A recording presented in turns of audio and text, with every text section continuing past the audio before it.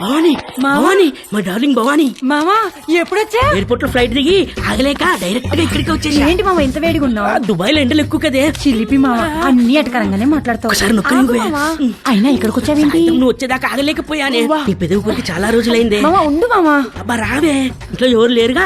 ఎవరు లేరు. ఒకసారి పట్టుకొని చూడు ఎంత వేడిగా ఉన్నాను. ఎక్కడ తీసుకెళ్తున్నా? రావే ఈ బల్లెకు పడుకో. అయ్యో తాగలేకపోతే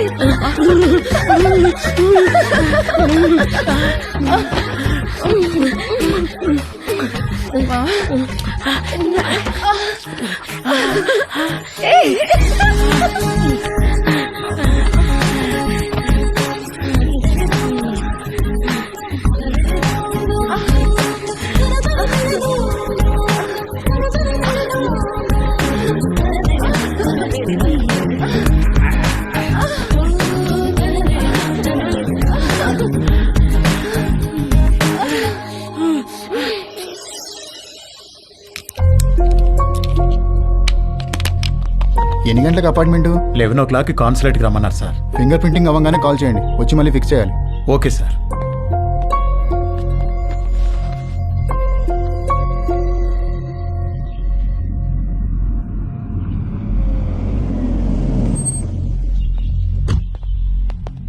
నమస్తే. నమస్కారం. సారీ మీకు కార్డు ఇవ్వడానికి టైం లేదు, అందుకే మెసేజ్ చేశాను. రాత్రికి అమ్మాయి పెళ్లి, తప్పకుండా రావాలి. తప్పకుండా వస్తాం.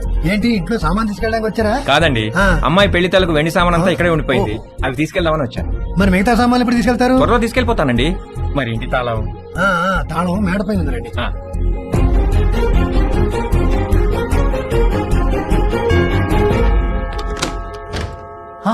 హాయ్ తేజు, మళ్ళీ ఎందుకు వచ్చారు అంకుల్? నిన్ను బీరువాలో నుంచి బయటికి తీసుకొద్దామని. నాకు మిమ్మల్ని చూస్తుంటేనే భయం వేస్తుంది అంకుల్.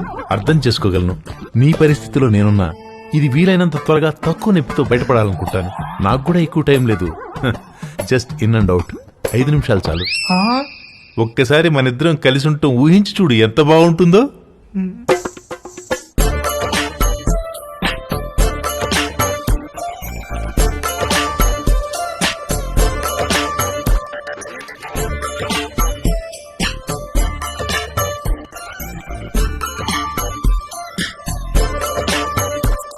చిచి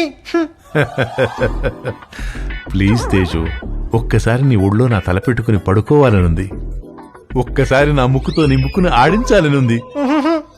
వ్యాజ్లైన్ ఆఫర్ అంటే వద్దన్నావు, అర్థం చేసుకున్నాను. నన్ను కూడా కాదంటే అలా.